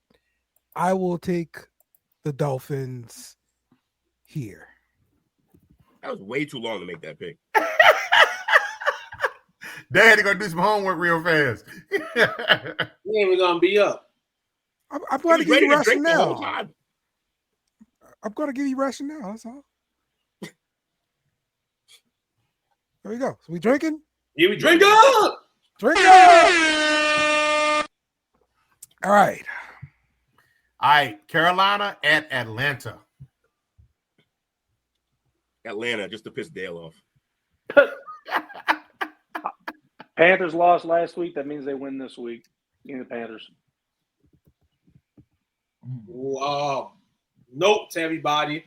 Rico Dow is questionable again. He was questionable last week with the hamstring. This is probably something that's going to linger. As long as this lingers, I'm going to take the Falcons to win this game. I agree with what you said there too. The Falcons are playing at home. Chick-fil-A will not be open. They are a 6.5 point favorite. I think they bounce back because of the Rico Dowell problem. Because we've seen with Carolina, if Rico not churning, the train shuts down. All right, because Young ain't ready. Give me the Panthers. I mean, give me the Falcons. I'm sorry. Give me the Falcons. Talking all that shit. Yeah, actually, y'all taught me into it. I'm switching my pick to the Falcons, coach. Yeah, I'm starting to like the little connection that Penix is having with Drake London. I think he's trying to get some type of familiarity with the position. Jake, you ain't ever gonna catch up playing like that. I mean, look, the defensive line for Atlanta is actually really good, and if they don't have Rico playing, they're screwed. So there's no way the Falcons lose that game. Tony, who you got? Damn, I need a beer. Man, I call the Falcons can't get right because they just all season they just can't get right. They look weird, but I'm gonna have to go with in this matchup. I'm gonna have to go with them just so the NFC South can just muck it up again. So. Oh man, I forgot. You got Atlanta? Atlanta, yeah. Carolina did put a whooping on Atlanta earlier this season, so this is the ultimate get back in Atlanta for Atlanta. So we drinking up on Atlanta? We drinking up for Chick-fil-A, baby. Chick-fil-A closed and we drinking up? Oh my God. Drinking up? Hey, man, I just took my dad tax. I had a payday. I didn't even know that. Let's go. Tampa Bay at Buffalo. I didn't pick this game when I made my picks earlier today. I'm going to listen to everybody else's reasonings. Oh, really? You're trying to pick our brains. I'll pick your brain, Jake. Make me go first. No, don't make me go first. Can't make me do nothing. Bucky Irvin spotted at practice today for the first time since late September. That is huge for Tampa Bay's offense. Who need that? You've seen the difference without him in the lineup. Buffalo has their own problems. This game's in Buffalo. Westside Gun can't make music or be at a WWE event no more, so Buffalo's been in trouble. Answer to this question, Jake.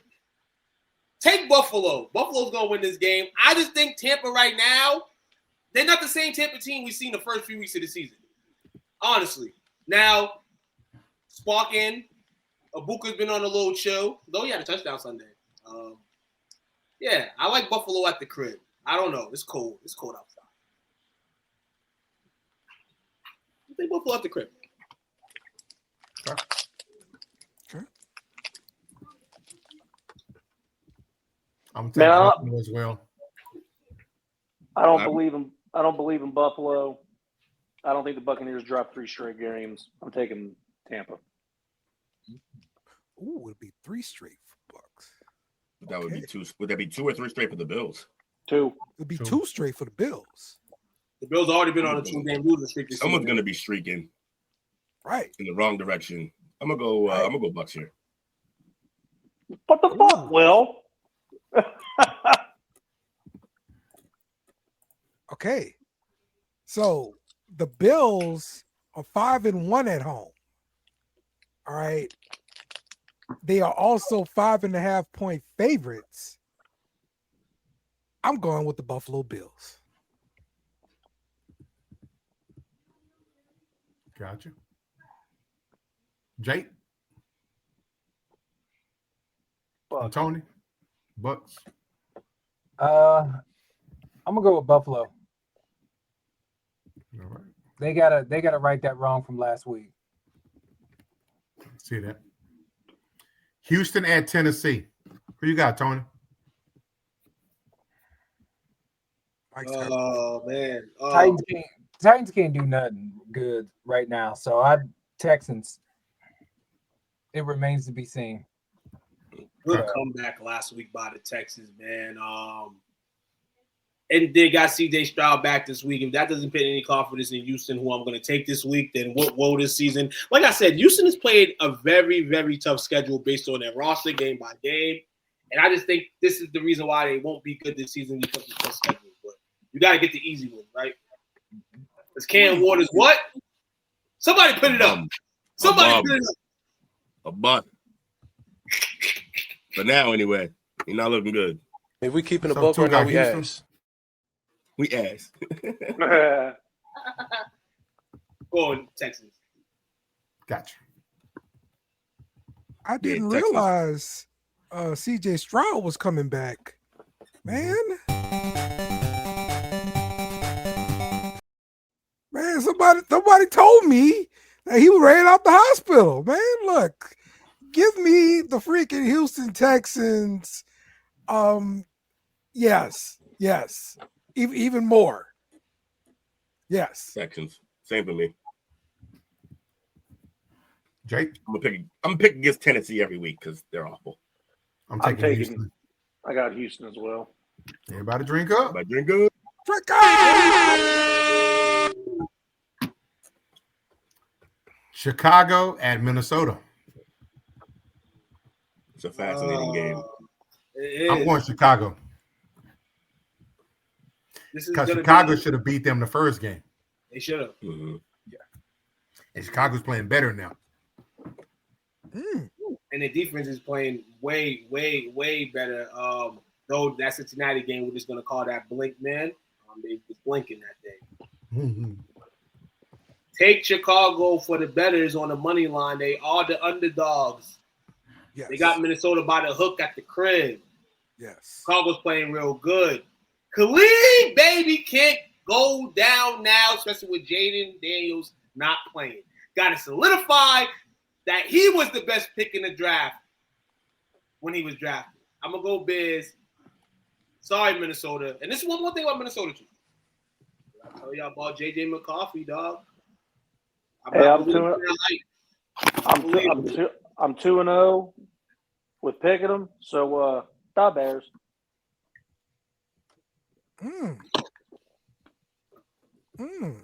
Jake's new quarterback lover. Give me fingernail polish all day. It's a little toss up for me because this is a divisional game. You know how I feel about those. You never really know. McCarthy. This could be, huh? Is that what? Toss up. You okay? You all right, bud? What want to toss up? Do you need a moment? Struggle bus over there. Anywho, McCarthy's a young quarterback, and this defense likes to gamble. He's either going to have a great day or a really bad one. I'm going to go Bears here. Wow. Dale? All right. Listen, Khalib is turnover prone. That's a problem when you're playing on the road and you're playing on the road against an aggressive defense like the Vikings. The Vikings are a 3-point favorite. Give me the Vikings. Okay. And our special guest, Tony? You convinced me. I'm going with Vikings. Come on, man. You got to take the Well, I watched that first game, and if Minnesota does what they did the first game, which basically the first half they did not show up, and then all of a sudden they said, "Oh, we got Brian Flores as our defensive coordinator. We maybe should run some defense on them," and they started blitzing Caleb in the second half, and that's when Caleb started making mistakes. Now, Brian Flores, is known for that surprise defensive element, but I think the Bears they're going to be ready for it. Even on the road, they're going to get that lick back. Okay. I take the Bears. Gotcha. I got Chicago as well. That NFC South, that NFC North is about to shape up. It has to start shaping up. You have all these teams basically trying to fight for playoff position right now. I think it's the only division where everybody's 500. Somebody has to put the pedal on the gas. Chicago could be one of those teams figuring that record. Looks real good right now. Which brings us into the next game, which I think is not as easy as one might seem. Not with Jameis playing. You never know what's going to happen in this game. Green Bay at the Giants. Jameis has started. I think Dart's hurt, right? Yep. Concussion protocol. Mean concussion. Yeah, he's out. Protocol. Jameis. Jameis, don't win this game. Play hard, Jameis, but don't win this game. Packers are going to win this game. Like I said, like Coach said, it might not be a pretty game, but I think the Packers are going to win. Are going to win this game. I think after what happened last Monday, they're going to win. No, not too early. I mean, the Braves, Atlanta Braves, they got some core talent. They got some Acuna. I mean, you build around. Yeah, you can build around Acuna, but they don't got to scrap what they got going. They just got to add to it. Sorry. And 3 interceptions. I think New York wanted the buzz too quickly. They went to Jackson Dart, which was, good on their part. Jameis should have had the spot. He should have been starting right after Russell Wilson got canned. But it's Jameis' time now. Let's see how enthusiastic he is on Sunday. Anybody taking the Giants? I can't take the Giants in a situation. I can't. Thought not. Everybody drink. I wanted to because I wanted to call it a trap game, but now if Green Bay go up, if they lose that game, they in trouble. Yes, absolutely. Because I don't even know. I don't even know if I said it, but yes, I got the Packers. When they tied with the Cowboys, that tie is going to bite them. This is going to come back to bite them. That should have been a win.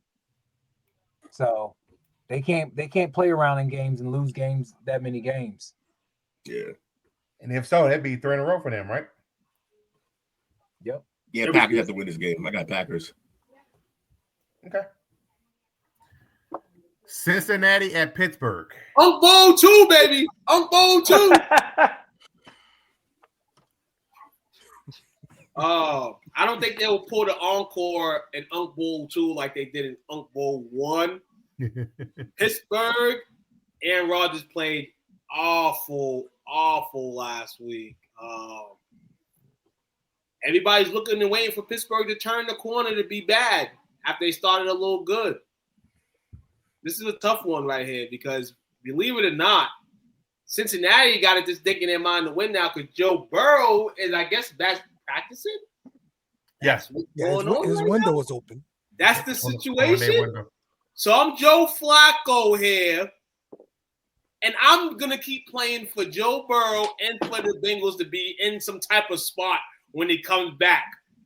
I'm going to take the Bengals to win this game in Pittsburgh. I'm going to go with my first upset of the day. Bengals over Pittsburgh. Bengals at +2, I think 40 right now. Plus 5.5. To win. Well, Yeah, that's too high. They won't blow them boys out. Both of these teams suck. Both of these quarterbacks are 1,000.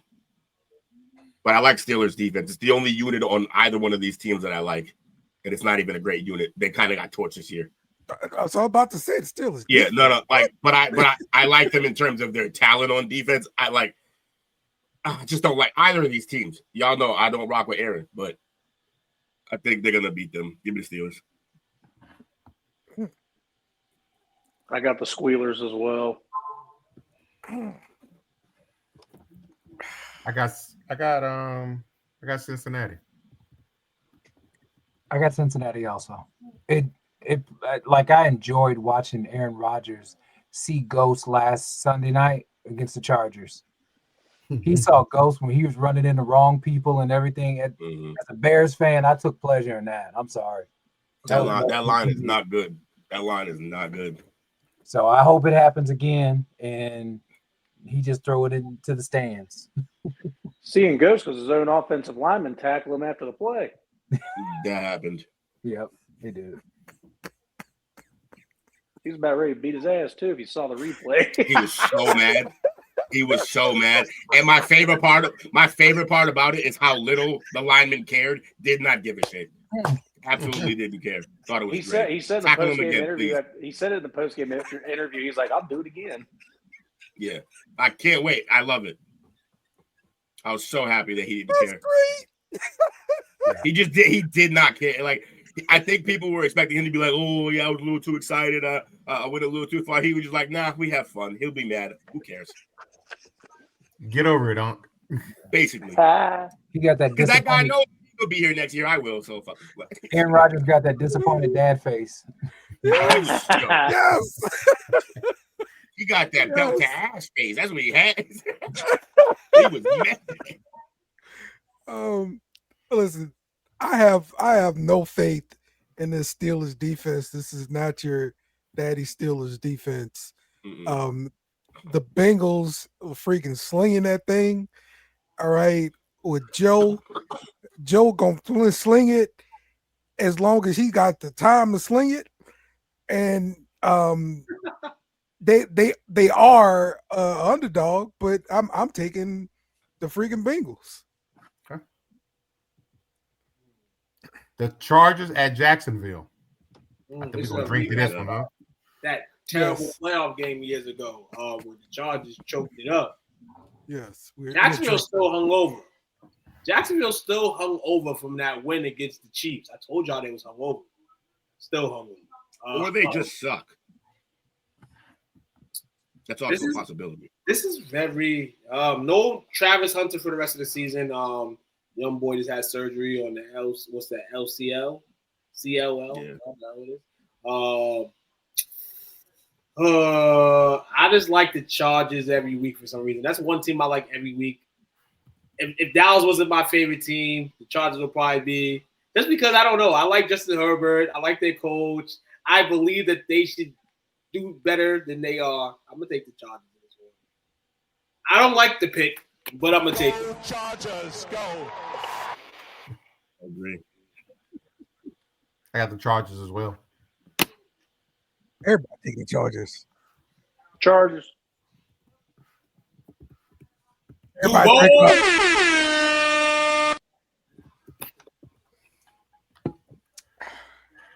The game of the week. Ooh. Seattle at the Rams. Division preview.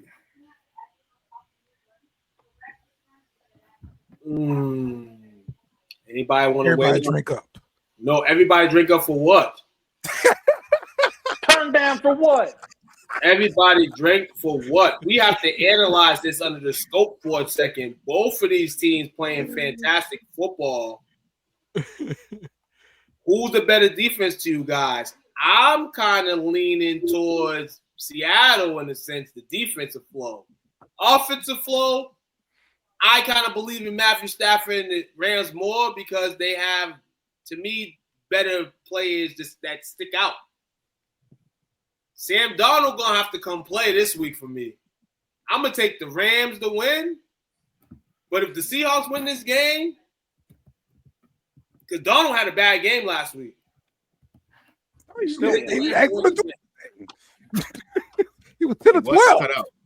10 to 12. He didn't have the best. I mean, he didn't have to have the best of games, but that might help. No. Him a defense out there holding him down last week may not be the best case for him. A guy like him needs to keep momentum weekly. You know how this thing goes, Dale. He's a guy that already is behind the wheel trying to get back in front. So a bad game, statistically, might bite him. But it might not have been a bad game. They just didn't need it. They didn't need him to throw. I understand they didn't need it. I didn't understand they didn't need it. But they just ran it down their throat. After all the offensive games you've been putting in, you don't need a dry spot. And this week you can play it against Matthew Stafford.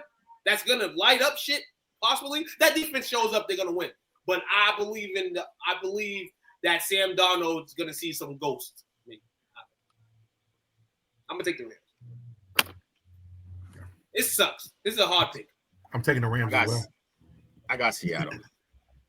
I'm not mad. Hey, there we go. I got the Rams. I just think they're a clear and obvious better team. They are not actually. Wow. I take the Rams. That Seahawks defense is cooking right now. That's probably the best unit between the two teams. That Rams offense is cooking as well. They're gonna have for sure. But here's my problem with the Rams. My problem with the Rams offense is that a lot of those guys are playing hurt, and it's gonna catch up to them because like Puka's playing through pain. Adams just got the oblique situation. Like that team is playing, and we already know that Stafford started the season hurt. No way that back just miraculously got better. He's just playing through it. They're playing through a lot of pain, and it's going to catch up to them. And I think it'll catch up to them against a really good team in the season. So it's interesting. This game is basically a pick 'em. Mm-hmm. So that means Vegas has the teams pretty much dead even as far as their power rankings in Vegas, I guess. Right. The Rams are actually a 1-point favorite at home. So this is basically a coin toss. These teams are close, yeah. Right, exactly. So I'm going to I'm gonna take the Rams, but it is very close. I didn't think the Rams, the defense, like I said, the Seahawks' prime is their defense. Mm-hmm. Yeah. The Rams run the ball better. Offensively, the Rams are going to give you more consistently in terms of the QB position. And that's no knock on Donald's had a hell of a year. But Smith, Jimmy Smith, they say he's the best receiver right now. He's going to have a game. Jackson Smith. Trust me, that's all the kid does. He's leading the league in everything right now. Wide receiver, you. San Francisco at Arizona. Frisco Fighters. San Fran's the weirdest team in the league to me right now. They play down to the competition. But they win games with like no one on the field. Don't understand. They have the Arizona Cardinals have one threat right now, and that's McBride. Harrison's done for a couple weeks. I think it's another week. He's hurt? Okay, he's hurt. I'm going to go 49ers. This is when they all weird as shit.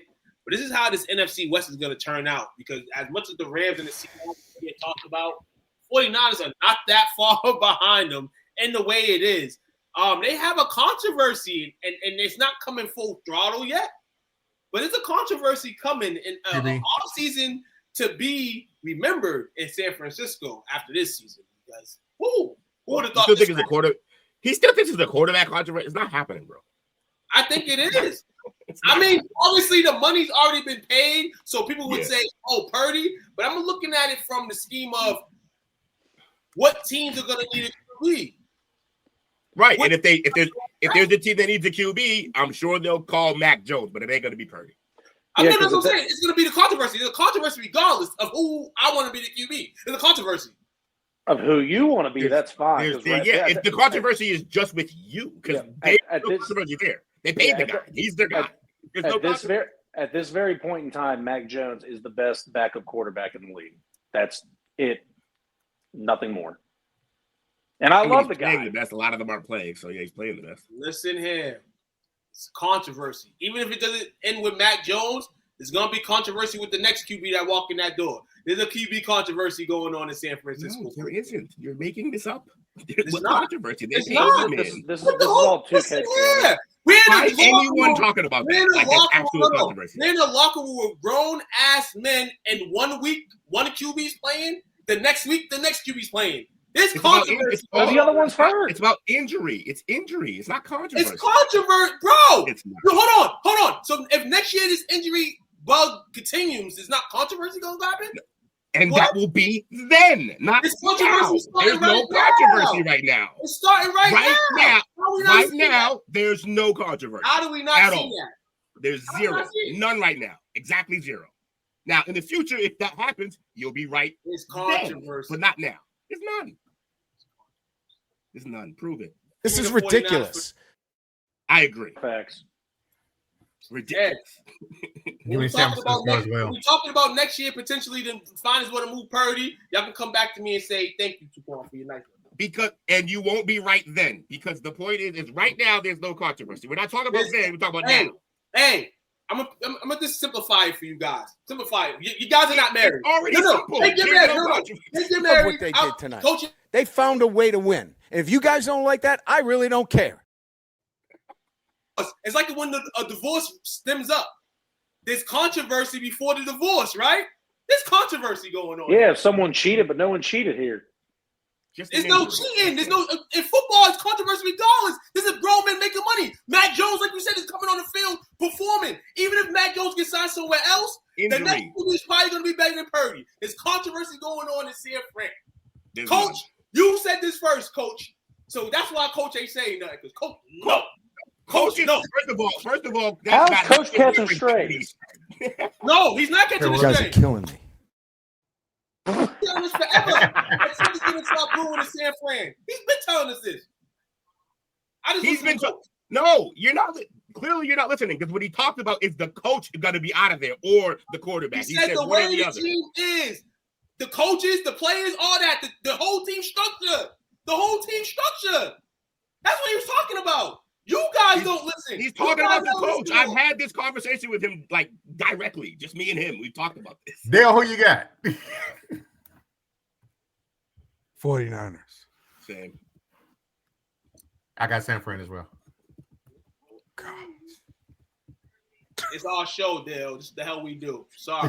It is. 100%. I agree. Oh, my God. Did y'all hear that most recent NBA news? I agree, Took. It's how we got here. It's how we got here, Took. Exactly. Tony? 49ers. Poor Tony, just having to deal with this. Oh, no.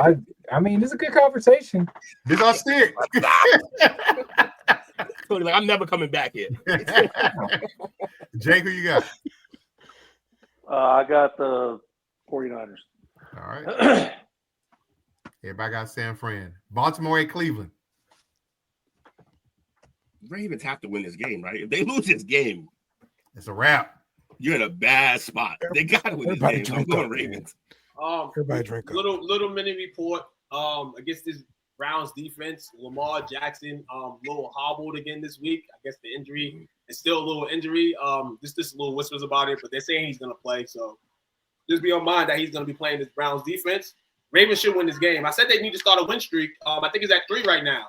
Got to extend it in order to keep y'all hoops alive, especially with the Bengals saying Joe Burrow might come back and Joey Flacco's decided when he wants to win games. So, yeah, Lamar got to get on track now. Ravens are going to win this game. They should. 100%. Yeah, I agree. Tony?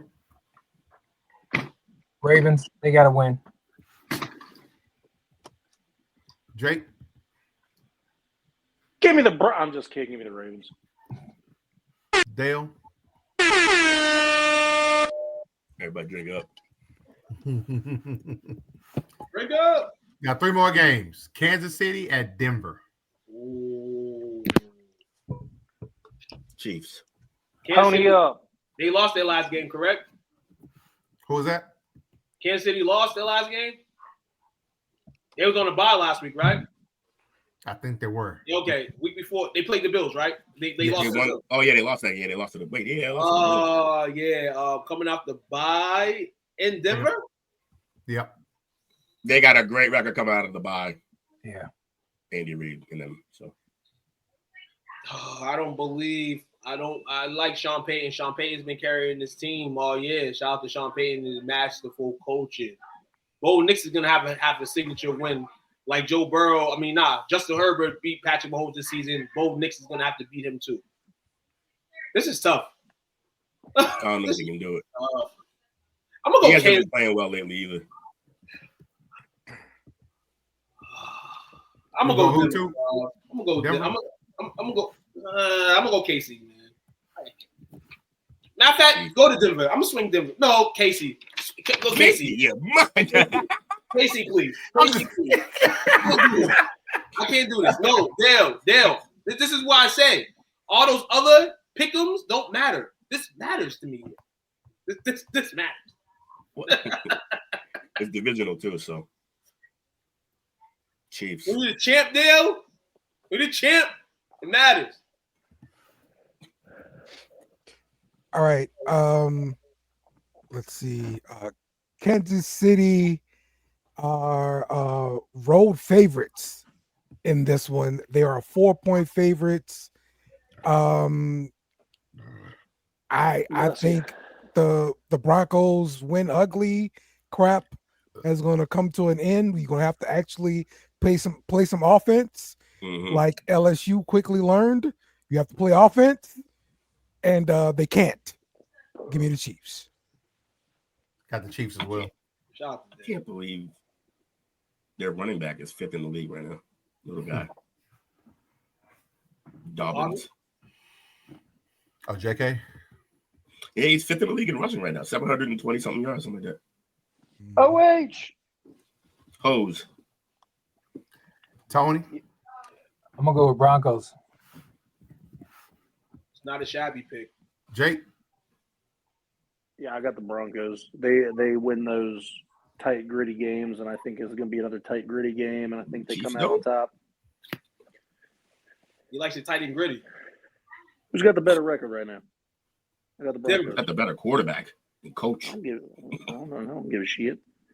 The Sunday night game, Detroit at Philadelphia. Detroit basketball. This is the toughest pick of the week, maybe. I've never liked cream cheese anyway. Give me the Lions. Yeah, this is basically a pick'em game as well. The Eagles are a 1.5-point favorite at home. The Lions have the number 1 scoring offense. They give up. So I'm going to go ahead and go with the Lions to win.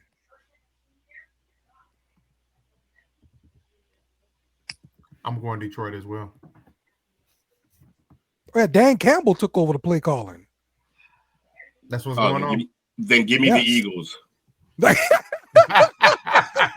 mean, he did it last game. That's what I'm saying. They scored 44 points. Listen, you're playing the Commanders. I could have took the coaching helm around. Yeah. Okay. Pay attention to context. The NFL, it's truly storyline until it can't be storyline. This whole Philadelphia Eagles season is a storyline that I am in sync until they play the Cowboys. They play the Cowboys next week. They're gonna win this week. They're gonna beat the Lions. How long can this team just play the way they're playing and not produce points and all that? They're gonna produce some points at some point, and this is the game to do it at home against the Lions. Philly gonna win this game, man. People better stop putting respect on Philly's name, man. They also did the Philly thing that they always do, and at the deadline, they somehow got better. Like they picked up. Daniel Phillips was. Oh, you seen him on Monday night? Mm-hmm. But on the flip side, they might have just ended up with a little bit more cash because Jair Alexander said he's stepping away from football. Wow. So he's not going to be playing. What's going on with him? Anybody know what's going on with that guy? It may be, honestly, it may be a lot going on mentally with him. Maybe. He was headed towards being one of the best quarters in the league, and then he fell off cliff. Yeah, out of nowhere too. Rapid dissension. Who'd you take to? I took Philly. Though Dallas can't afford a Philly win, but I just see this game. I see Philly win. If they don't, then this looks good for Monday's game. At least for my Cowboys, who's going to be the lone second place team in the East. Tony? Go Eagles. All right, then the Monday night game, Dallas at Vegas. Did I Everybody drink up. Everybody drink up for what? Did I pick the Eagles game? Yeah, you picked the Eagles. You picked the Eagles. No. You said give me the Eagles. I don't know if that was a sure pick. Yeah. I said give me the Eagles because of the Dan Campbell thing. Yes. You think this is a drink for who? The Raiders? What? Who's gonna be drinking to the Raiders, man? Come on. I'm just asking the question. What have we done? What has Dallas done to vary everybody drinking session? Nothing. You're playing nothing. But the Raiders are awful. That's what the drink. Playing the Raiders. Drink up. I seen the Raiders get their star player back last week and look elite. I see Geno Smith for what? I see Geno Smith look how he look against the Patriots week 1. I seen that. I know you didn't just say they looked elite. I know you didn't say that. But it never takes me from going against my Cowboys. I'm never going against the Cowboys because we suck or not. Go Cowboys, baby, for the dub. You suck. Cowboys. Who in there chatting about my Cowboys suck? Patriots suck. They just get lucky this year. They lucky they don't play Dallas.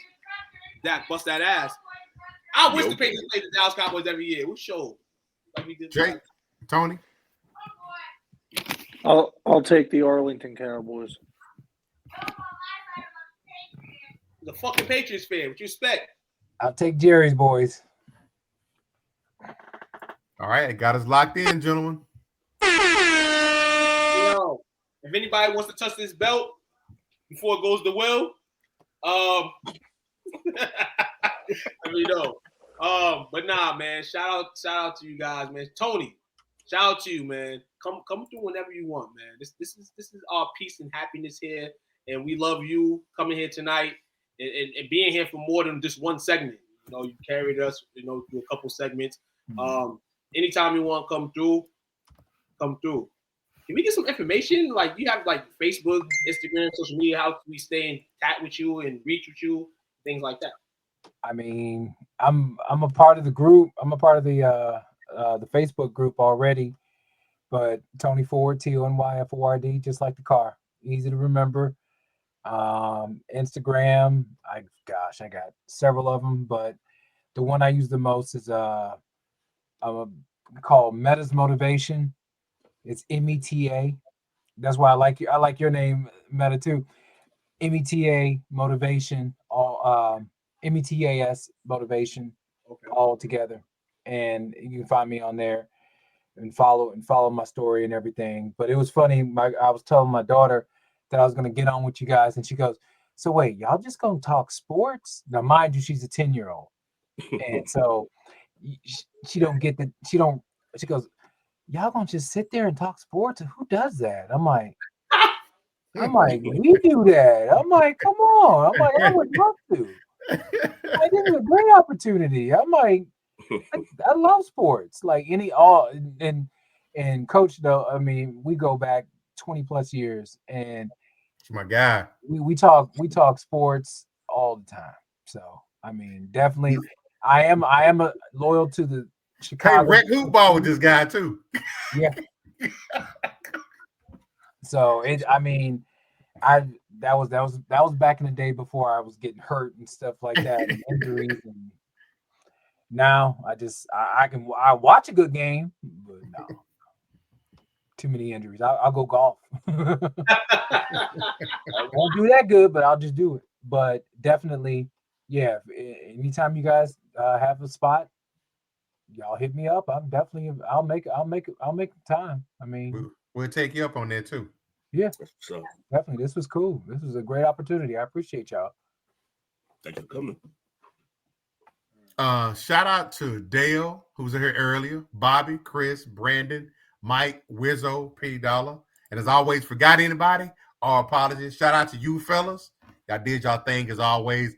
Very nice, clean show tonight. Big ups to you. Like, share, subscribe. Tell a friend, tell a friend, and tell a friend. Send me Sosa Khalid, baby. he dropped the ball. Dale Trucks. For Chicago, baby. You got that? Sammy Sosa Khalid, baby.